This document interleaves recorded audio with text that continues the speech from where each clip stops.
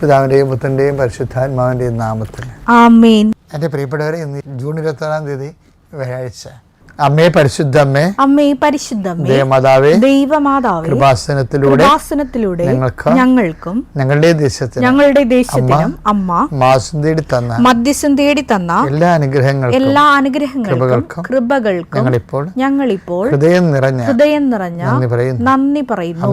പരിശുദ്ധമ്മേ, ദൈവമാതാവേ, 2004 ഡിസംബർ 7 ഉച്ചകഴിഞ്ഞ് 2:30 കൃപാസനത്തിൽ സംഭവിച്ച അമ്മയുടെ പ്രത്യക്ഷപ്പെടലിനെ കുറിച്ച് തിരുസഭയ്ക്ക് സമർപ്പിച്ചിരിക്കുന്ന പഠനരേഖകളുടെ മേൽ സഭാത്മകമായ പഠനം ആരംഭിക്കുവാൻ ഞങ്ങൾ പ്രാർത്ഥിക്കുന്നു. അമ്മേ പരിശുദ്ധമ്മേ, ഭൂസ്വർലോകങ്ങളുടെ രാജ്ഞിയായ അങ്ങേക്ക് ഭൗമ സംരക്ഷണത്തിനായി പ്രപഞ്ച പ്രകൃതിയെ തന്നെ തിരുസഭ പ്രതിഷ്ഠിക്കുവാൻ ഈ പ്രത്യക്ഷീകരണം വഴി ഇടയാക്കണമേ. പരിശുദ്ധമ്മേ, ജപമാല മാതാവേ, സകല കൃപാസനം പ്രാർത്ഥനകളോടും ചേർത്ത് ഞങ്ങളിപ്പോൾ പ്രാർത്ഥിക്കുന്ന ഈ കുടുംബത്തിന്റെ പ്രത്യേക നിയോഗം പറമക്കളെ.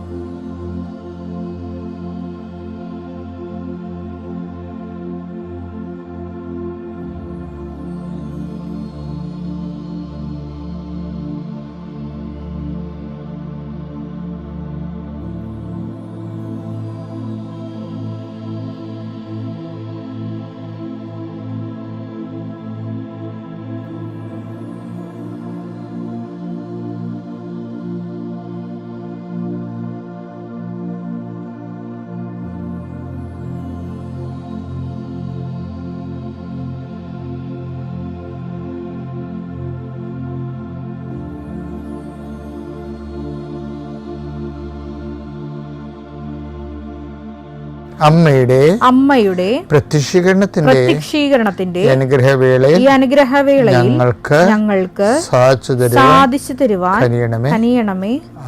ആമേൻ. വിശ്വാസ പ്രമാണം. സർവശക്തനായ പിതാവും ആകാശത്തിന്റെയും ഭൂമിയുടെയും സൃഷ്ടാവുമായ ദൈവത്തിൽ ഞാൻ വിശ്വസിക്കുന്നു. അവിടുത്തെ ഏകപുത്രനും ഞങ്ങളുടെ കർത്താവുമായ ഈശോമിശിഹായിലും ഞാൻ വിശ്വസിക്കുന്നു. ഈ പുത്രൻ പരിശുദ്ധാത്മാവിനാൽ ഗർഭസ്ഥനായി കന്യകാമറിയത്തിൽ നിന്ന് പിറന്ന് പൊന്തിയോസ് പീലാത്തോസിന്റെ കാലത്ത് പീഡകൾ സഹിച്ച് കുരിശിൽ തറയ്ക്കപ്പെട്ട് മരിച്ച് അടക്കപ്പെട്ട് പാതാളങ്ങളിൽ ഇറങ്ങി മരിച്ചവരുടെ ഇടയിൽ നിന്ന് 3-ാം നാൾ ഉയർത്ത് സ്വർഗത്തിലേക്ക് എഴുന്നള്ളി സർവശക്തിയുള്ള പിതാവായ ദൈവത്തിന്റെ വലതുഭാഗത്തിരിക്കുന്നു. അവിടെ നിന്ന് ജീവിക്കുന്നവരെയും മരിച്ചവരെയും വിധിക്കുവാൻ വരുമെന്നും ഞാൻ വിശ്വസിക്കുന്നു. പരിശുദ്ധാത്മാവിലും ഞാൻ വിശ്വസിക്കുന്നു. വിശുദ്ധ കത്തോലിക്കാ സഭയിലും പുണ്യവാന്മാരുടെ ഐക്യത്തിലും പാപങ്ങളുടെ മോചനത്തിലും ശരീരത്തിന്റെ ഉയർപ്പിലും നിത്യമായ ജീവിതത്തിലും ഞാൻ വിശ്വസിക്കുന്നു. ആമേൻ. സ്വർഗ്ഗസ്ഥനായ ഞങ്ങളുടെ പിതാവേ, അങ്ങയുടെ നാമം പൂജിതമാകണമേ. അങ്ങയുടെ രാജ്യം വരണമേ. അങ്ങയുടെ തിരുമനസ് സ്വർഗത്തിലെ പോലെ ഭൂമിയിലും ആകണമേ. അന്നു വേണ്ടുന്ന ആഹാരം ഇന്ന് ഞങ്ങൾക്ക് തരണമേ. ഞങ്ങളോട് തെറ്റ് ചെയ്യുന്നവരോട് ഞങ്ങൾ ക്ഷമിക്കുന്നത് പോലെ ഞങ്ങളുടെ തെറ്റുകൾ ഞങ്ങളോടും ക്ഷമിക്കണമേ. ഞങ്ങളെ പ്രലോഭനത്തിൽ ഉൾപ്പെടുത്തരുതേ, തിന്മയിൽ ഞങ്ങൾ രക്ഷിക്കണമേ. ആമേൻ. നന്മ നിറഞ്ഞ മറിയമേ, സ്വസ്തി. കർത്താവ് അങ്ങയുടെ കൂടെ സ്ത്രീകളിൽ അങ്ങ് അനുഗ്രഹിക്കപ്പെട്ടവളാകുന്നു. അങ്ങയുടെ ഉദരത്തിൻ ഫലമായി ഈശോ അനുഗ്രഹിക്കപ്പെട്ടവനാകുന്നു. പരിശുദ്ധ മറിയമേ, തമ്പുരാന്റെ അമ്മേ, പാപികളായ ഞങ്ങൾക്ക് വേണ്ടി ഇപ്പോഴും ഞങ്ങളുടെ മരണസമയത്തും തമ്പുരാനോട് അപേക്ഷിക്കണമേ. ആമേൻ. എൻ്റെ കർത്താവേ, നിന്റെ ഉന്നതമായ നാമത്തിന് സ്തോത്രം ചെയ്യുന്നു. എൻ്റെ കർത്താവേ, നിന്റെ വിശുദ്ധ പൗരോഹിത്യത്തിന് നന്ദി പറയുന്നു. 39 കൊല്ലം നിന്റെ പരിശുദ്ധ ബലി അർപ്പിച്ചുകൊണ്ട് പരിശുദ്ധ കുർബാനയുടെ തുടർന്നുള്ള ആത്മീയ ആവിഷ്കാരമായ കുർബാന ജീവിതം അനുഷ്ഠിക്കുവാൻ വിളിക്കപ്പെട്ടതിന് നന്ദി പറയുന്നു.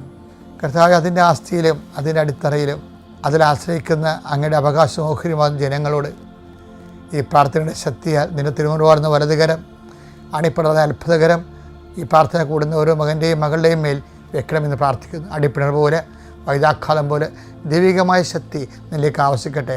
മനസ്സ് തളർന്നു പോയവരുണ്ട്.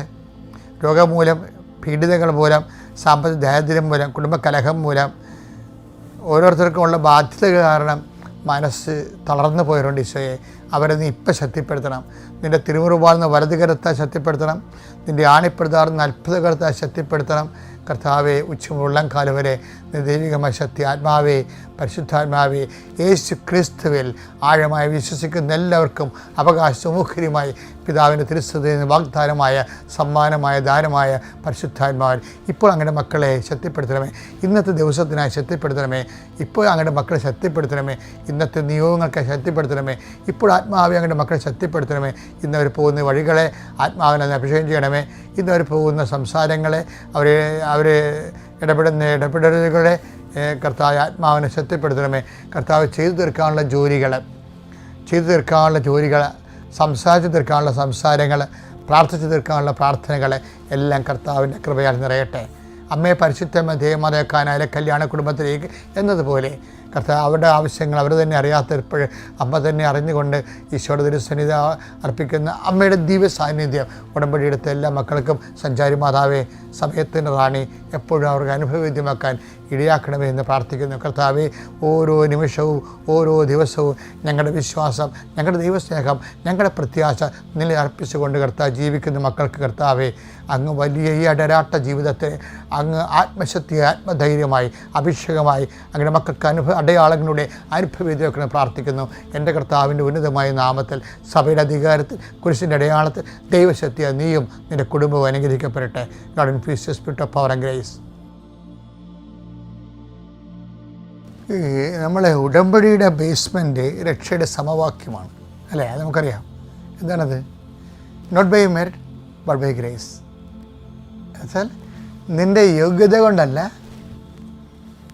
എൻ്റെ കൃപ കൊണ്ടെന്ന്. എന്നുവെച്ചാൽ യോഗ്യതകളെ, മെറിറ്റ് ചില സമയത്ത് വിലപ്പോകാത്ത അവസരങ്ങളുണ്ടാവുമെന്ന് ഞാൻ നിങ്ങളോട് പറഞ്ഞിട്ടുണ്ട്. ചില ആൾക്കാർ അമിതമായ ആത്മവിശ്വാസവും അത് കവിഞ്ഞ അഹങ്കാരമായിട്ട് ഇങ്ങനെ ജീവിക്കുന്നുണ്ട്. എന്താ കാര്യം? അവർക്ക് 97 മാർക്കുണ്ട്, 98 മാർക്കുണ്ട്. ഞാൻ പിന്നെ എന്തിനാണ് പ്രാർത്ഥിക്കണത്? കാര്യം എനിക്ക് മുത്തിക്കൊണ്ട് എൻ്റെ മാർക്ക് ലിസ്റ്റ് കാണുമ്പോൾ തന്നെ മുത്തിക്കൊണ്ട് എനിക്ക് അഡ്മിഷൻ തരുമെന്നൊക്കെ പറയും.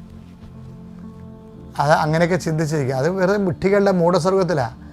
കാരണം നീ 98 മാർക്കുകാരൻ അഡ്മിഷൻ ചെല്ലുമ്പോൾ എന്നാ സംഭവിക്കണത്? ആകെപ്പാടെ 5 സീറ്റും ഉണ്ടാകും, 98 മാർക്കുകാരൻ 10 പേരും ഉണ്ടാകും. ആർക്ക് കൊടുക്കും? ഈ പ്രശ്നമുണ്ട്, ഈ പ്രതിസന്ധിയുണ്ട്. അപ്പോൾ എപ്പോഴും നമ്മൾ ഓർക്കുക, ജീവിതം എന്ന് പറയണത് ദൈവം നിശ്ചയിച്ചിരിക്കുന്നത് എന്താണ്? Not by merit but by ഗ്രേസാണ്. ജീവിതത്തിൻ്റെ ഏതെങ്കിലും ഭാഗങ്ങളിൽ ഗ്രേസ് ഇല്ലാതെ ഫില്ലാകത്തില്ല. ഗ്രേസ് നമ്മൾ പിന്നെ വേറെ പ്രശ്നം എന്ന് വെച്ച് കഴിഞ്ഞാൽ, ഗ്രേസ് ഇപ്പോൾ നമുക്ക് ഗ്രേസ് വേണ്ട, മെറിറ്റ് മതി എന്ന് പറഞ്ഞു കഴിഞ്ഞാൽ എന്താ കാര്യം? നമ്മുടെ റിട്ടേൺസും നമ്മുടെ അനുഗ്രഹങ്ങളും കുറവായിരിക്കും. കാര്യം എന്താണ്?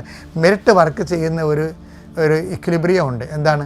നിങ്ങൾ വിതക്കുന്നത് തന്നെ നിങ്ങൾ കൊയ്യും. വേണ്ട. അപ്പോൾ മെറിറ്റിൻ്റെ അനുസരിച്ച് നോക്കാനാണെങ്കിൽ ആ മെറിറ്റ് അനുസരിച്ചുള്ള നമുക്ക് അതനുസരിച്ചുള്ള അനുഗ്രഹമേ നമുക്ക് കിട്ടത്തുള്ളൂ. അനുഗ്രഹമില്ല, ആനുകൂല്യമായാലും എന്തായാലും മെറിറ്റിൻ്റെ ഒരു അപാജയം അതാണ് ഈശോ പറഞ്ഞത്. ഗലാത്യ 5:6-7 എടുത്ത് മനുഷ്യൻ വിതയ്ക്കുന്നത് തന്നെ കൊയ്യും. അതാണ് മെറിറ്റിൻ്റെ പ്രശ്നം. അതാണ് യോഗ്യത മാത്രം ആശ്രയിച്ചാൽ നിങ്ങൾ യോഗ്യതയുള്ളൊരു അഹങ്കാരം പിടിച്ചിരിക്കരുത്. ഇപ്പം ആരോഗ്യമായിട്ട് യോഗ്യത ഉണ്ടാകും, പണപരമായിട്ട് യോഗ്യത ഉണ്ടാകും. ഇതൊന്നും നിങ്ങൾ രക്ഷിക്കത്തില്ല. ധർമ്മത്തിലൂടെ നേടിയാലും അധർമ്മത്തിലൂടെ നേടിയാലും ഈശോ ചോദിക്കണില്ലേ, നിങ്ങൾ ഒരുക്കി വെച്ചിരിക്കുന്നതൊക്കെ ആരുടേതാകും? അപ്പോൾ ആദ്യം നമുക്ക് നോക്കേണ്ടത് ലൂക്ക 16:9 ഞാൻ നിങ്ങളോട് പറയുന്നു അധാർമിക സമ്പത്ത് കൊണ്ട് നിങ്ങൾക്കായി സ്നേഹിതരെ സമ്പാദിച്ചുകൊള്ളുവിൻ. അത് നിങ്ങളെ കൈവിടിയുമ്പോൾ അവർ നിങ്ങളെ നിത്യകൂടാരങ്ങളിൽ സ്വീകരിക്കും. അപ്പോൾ അതായത് അധാർമികമായ സമ്പത്ത് കൊണ്ടായാലും ശരി എന്ത് ചെയ്യണം? അപ്പോൾ ചില സമയത്ത് നിങ്ങളുടെ മെറിറ്റ് നേടുന്നത് ചിലപ്പോൾ ഗുസ്തി കൊണ്ടും മത്സരം കൊണ്ടും മറ്റുള്ളവരുടെ കാലുവാരിക്കൊണ്ടും ദൈവത്തെ അറിയാത്ത കാലത്ത് മനുഷ്യൻ പല വിക്രിയകൾ കാണിക്കും. പക്ഷേ എങ്കിലും അതിനെ അനുദപിച്ചുകൊണ്ട് അതെല്ലാം വൈറ്റാക്കാൻ പറ്റും. ഇപ്പം ചില കള്ളന്മാർ ചെയ്യുന്നതില്ലേ, ബ്ലാക്ക് വൈറ്റാക്കാൻ വേണ്ടി കുറേ സൂത്രം കാണിക്കത്തില്ലേ, ഇതുപോലെ തന്നെ ആധ്യാത്മികതയിലും ബ്ലാക്ക് വൈറ്റാക്കാൻ പറ്റും. അതെങ്ങനെയാണ് സംഭവിക്കണമെന്ന് വെച്ച് കഴിഞ്ഞാൽ, ഇപ്പം നിങ്ങളുടെ മെറിറ്റ് കൊണ്ട് നിങ്ങൾ പലപ്പോഴും ദൈവത്തെ അംഗീകരിക്കണത് കൊണ്ടോ അംഗീകരിക്കാത്തത് കൊണ്ടോ അറിയാത്തത് കൊണ്ടോ അഹങ്കാരം കൊണ്ടോ ദൈവത്തെ അംഗീകരിക്കുന്നത് പോരായ്മയായി കരുതുന്നത് കൊണ്ടോ റോമ 1:29 അനുസരിച്ച് കൊണ്ട് ചിലപ്പോൾ ദൈവത്തെ മാറ്റി നിർത്തിക്കൊണ്ട് നിങ്ങൾ ജീവിതത്തിൽ നേട്ടങ്ങൾ ഉണ്ടാക്കും. പക്ഷേ നിങ്ങൾക്ക് മാനസാന്തരപ്പെടണമെന്ന് വിചാരിച്ചു കഴിഞ്ഞാൽ നിങ്ങൾക്ക് ഉണ്ടാകുന്ന അടുത്ത ഓപ്ഷൻ എന്ന് വെച്ച് കഴിഞ്ഞാൽ അധാർമിക സമ്പത്ത് നിങ്ങൾ നേടിക്കഴിഞ്ഞാൽ അത് അധികാരം നേടിക്കഴിഞ്ഞാലും നിങ്ങൾക്കത് മനുഷ്യ സേവനത്തിനായി ഉപയോഗിച്ചുകൊണ്ട് നിങ്ങൾക്കതിനെ ബ്ലാക്ക് വൈറ്റ് ആക്കാൻ പറ്റും. പക്ഷെ ഒരു കാര്യമുണ്ട്, അങ്ങനെ ഉപയോഗിച്ച് കഴിയുമ്പോൾ പിന്നീട് എന്താണ്, മേലിൽ നിങ്ങൾ പാപം ചെയ്യരുത്. അതാണ് സംഭവം. അല്ല പാപം ചെയ്യുകയും പിന്നെ അത് അധർമ്മത്തിന് കൊടുക്കുകയും പിന്നെയും പാപം ചെയ്യുകയും അധർമ്മത്തിന് കൊടുക്കുകയും ഈ അഭ്യാസം ദൈവം അംഗീകരിക്കത്തില്ല. മനുഷ്യരെല്ലാം ഒരുക്കി വെക്കുകയാണല്ലോ എല്ലാ കാര്യത്തിനും വേണ്ടി. നിക്ഷേപം ഒരുക്കി വെച്ചിരിക്കണൊക്കെ ആരുടേതാകും, അതാണ് ആ വിഷയം. മെറിറ്റ് കൊണ്ടായാലും ശരി, എങ്ങനെ ആയാലും ശരി, മെറിറ്റില്ലാതെ അധാർമികം കാണിച്ചാലും ശരി, ഈ ഭൗതികമായ അസ്ഥിവാരങ്ങൾ കൊണ്ടാകുന്നതിൻ്റെ കുഴപ്പം ഇത് അന്യാധീനപ്പെട്ട് പോകുന്നതാണ്. ലൂക്കായുടെ സുവിശേഷം 12:20. എന്നാൽ ദൈവം അവനോട് പറഞ്ഞു ഭോഷ ഇഡിയറ്റ്, ഈ രാത്രി നിന്റെ ആത്മാവിനെ നിന്നിൽ നിന്ന് ആവശ്യപ്പെടും. അപ്പോൾ നീ ഒരുക്കി വെച്ചിരിക്കുന്നവ ആരുടേതാകും? ഇത് അനുദിനം ചോദിക്കേണ്ട ചോദ്യമാണ് കേട്ടോ. അനുദിനം ചോദിക്കേണ്ട ചോദ്യം, നീ ഒരുക്കി വെച്ചിരിക്കുന്ന ആരുടേതാകും? ഇത് ചോദിച്ചാൽ മാത്രം നമ്മൾ വിശുദ്ധരായി മാറും. എന്താണ്, പാപത്തിൻ്റെ അപകട മേഖലയിൽ നമ്മൾ ദൈവമേഖലയിലേക്ക് വരും. അതായത് വചനധ്യാനത്തിൻ്റെ സംഭവം, അതായത് ഒരുക്കി വെച്ചിരിക്കുന്നതൊക്കെ ആരുടേതാകും. ഈ മെറിറ്റിൻ്റെ കാര്യമാണ് നമ്മൾ പറഞ്ഞത് അല്ലേ. അപ്പോൾ എപ്പോഴും നമ്മൾ ശ്രദ്ധിക്കേണ്ട ഇതാണ്, മെറിറ്റിൽ ആശ്രയിച്ചാലും അത് നമ്മളെ ഒരിക്കലും അത് നിങ്ങളെ കൈവിടുമെന്ന് ഈശോ പറയണത്. നിത്യകൂടാരത്തിൽ പ്രവേശിക്കാൻ വേണ്ടി ഇത് സഹായകരമല്ല എന്നാണ് പറയണത്. പക്ഷേ അധാർമികമായ സമ്പത്തും അനീതിയോടെയുള്ള നിയമം വിട്ട് വളയമില്ലാത്ത ചാടി നമ്മൾ ആർജിക്കുന്ന എല്ലാ ആസ്തി ഭദ്രതകളും കുറച്ച് കഴിയുമ്പോൾ അന്യാധീനപ്പെട്ടു പോകും. അപ്പം അതുകൊണ്ട് നിത്യകൂടാരങ്ങൾ നിങ്ങളെ സ്വീകരിക്കേണ്ടതിന് അത് വിറ്റ് ദാനം ചെയ്യാൻ പറഞ്ഞ ഈശോ തന്നെയാണ് പറഞ്ഞത്, സ്നേഹിതന്മാർ സമ്പാദിക്കാൻ പറഞ്ഞത്. അപ്പോൾ എപ്പോഴും നമ്മൾ ശ്രദ്ധിക്കേണ്ട ഇതാണ്, നമ്മുടെ പാപം ഉപേക്ഷിച്ച് അനീതി അഴിമതിയൊക്കെ ഉപേക്ഷിച്ച് കള്ളത്തരവും കള്ളത്തറാസും ഒക്കെ ഉപേക്ഷിച്ച് നമുക്കങ്ങനെ കേവലമായിട്ട് ജീവിക്കാമെന്നല്ല. ബുദ്ധിപൂർവ്വം ദൈവത്തിൽ വിശ്വസിക്കുന്നവർ നിത്യതയിലാണ് വിശ്വസിക്കുന്നത്, അറിയാമല്ലോ. അപ്പോൾ അതിലേക്കുള്ള യാത്രയിൽ നമ്മളെ സഹായിക്കാൻ പറ്റിയ ഒരു ടിപ്സാണിത്. എന്താണ്, ബ്ലാക്ക് വൈറ്റാക്കാൻ കഴിയും. എങ്ങനെ? അത് ബ്ലാക്ക് എടുക്കാനുണ്ടാകുന്ന അധർമ്മങ്ങൾ അവസാനിപ്പിക്കുകയും അതേസമയം അധർമ്മത്തിലൂടെ സമ്പാദിച്ചത് അത് ആവശ്യമുള്ളവരെ കൊടുത്തിട്ട് അതുപോലെ നീ കർത്താവിൻ്റെ തിരുസന്നിധിയിൽ ക്ലീനായി നിൽക്കുകയും ചെയ്യുക. ഇപ്പം ക്ലീനായി നിൽക്കുമ്പോൾ തന്നെയാണ് ഈ പ്രെയറൊക്കെ ഭാരമില്ലാതെ വരണത്. അല്ലെങ്കിൽ എന്നും കൊന്നും നിൻ്റെ പ്രാർത്ഥനകളൊക്കെ ഉണ്ടാവും, പക്ഷേ ആ ഒരു ആവശ്യത്തിന് വേണ്ടിയായിരിക്കും. ആ പ്രാർത്ഥന മുഴുവനും നിറച്ച് ആ പ്രാർത്ഥന എന്തുമാത്രം നീ പ്രാർത്ഥിക്കുന്നു അത് മുഴുവനും നിന്റെ ആവശ്യമായിരിക്കും. അത് ഭയങ്കര ശാപം പിടിച്ച പരിപാടിയാണ്. അപ്പോൾ ശ്രദ്ധിക്കുക, ബിവെയർ. അത്യപൂർവ ദൈവാനുഭവങ്ങൾ ഇനി നിങ്ങൾക്കും സ്വന്തം. ഈ യൂട്യൂബ് ചാനൽ ഇതുവരെ സബ്സ്ക്രൈബ് ചെയ്തിട്ടില്ലെങ്കിൽ ഇപ്പോൾ തന്നെ സബ്സ്ക്രൈബ് ചെയ്യുക. ഈ വീഡിയോ ഇപ്പോൾ തന്നെ നിങ്ങളുടെ സുഹൃത്തുക്കൾക്ക് ഷെയർ ചെയ്തുകൊണ്ട് കർത്താവിൻ്റെ പ്രേക്ഷിതരാകുക.